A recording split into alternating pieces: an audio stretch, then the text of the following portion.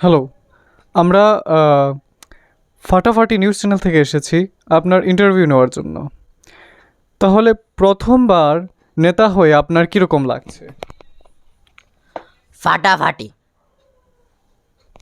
আচ্ছা, তাহলে আপনি হঠাৎ করে এই নেতা হওয়ার সিদ্ধান্ত কেন নিলেন? কারণ মানুষের কষ্ট আমার কষ্ট। যদি মানুষের পেটে মানুষের বুকে লাথি পড়ে, সেটা আমার পেটে লাথি পড়া। তাই মানুষের উপকারের জন্য আমি এখানে এসেছি, বুঝলেন? আচ্ছা, মানে মানুষের পেটের লাথি আপনার বুকে পড়ে? সব কথা এভাবে ধরবেন না।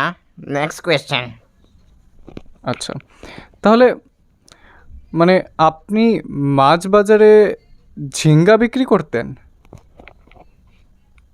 এসব কথা আপনাদের কে বলে? এটা আমার বিরুদ্ধে অপপ্রচার। আমি মাছ বাজারে মূল্য বিক্রি করতাম। আমার একটা সম্মান আছে তো। আচ্ছা আচ্ছা, তাহলে আমরা শুনেছিলাম আপনি মাছ বাজারে ঝিঙ্গে বিক্রি করতে করতে 5-6টি ডিগ্রি নিয়েছেন। সেই সম্বন্ধে যদি কিছু বলেন আমাদের। কম শুনেছেন। 10টা ডিগ্রি নিয়েছি। আচ্ছা আচ্ছা, তাহলে আমরা এটাও শুনেছি যে আপনার ওই পকেট মারদের সাথে হাতও ছিল। দেখুন, এটা আমার বিরুদ্ধে অপপ্রচার, ষড়যন্ত্র আর কুৎসা।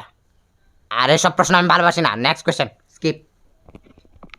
আচ্ছা, তাহলে আপনি তো ডিগ্রি নিয়েছেন, 10টি ডিগ্রি নিয়েছেন। তাহলে বলুন তো পলাশির যুদ্ধ কিভাবে হয়েছিল? পলাশির যুদ্ধ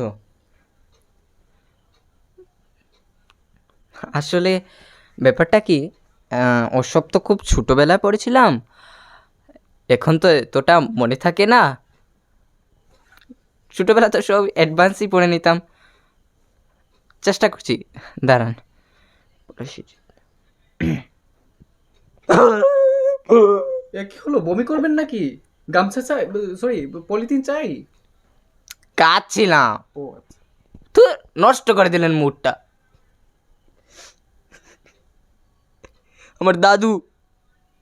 আমার দাদুকে একজন পাড়ার ছেলে পলাশ গাছের ডাল ভেঙে চাবুক পেটা করেছিল। আচ্ছা, যাই হোক, এ নিয়ে তুমুল ঝগড়া। একেই পলাশির যুদ্ধ বলে বা ঝগড়া বলে। ধর্মশাই, কখনো বইয়ের পাতাটা উল্টে দেখেছিলেন? এই ক্যামেরাম্যান চলো। আরে দাঁড়ান, আমার একটা 500 টাকা দেবো, আমার একটা ফটো তো তুলেন।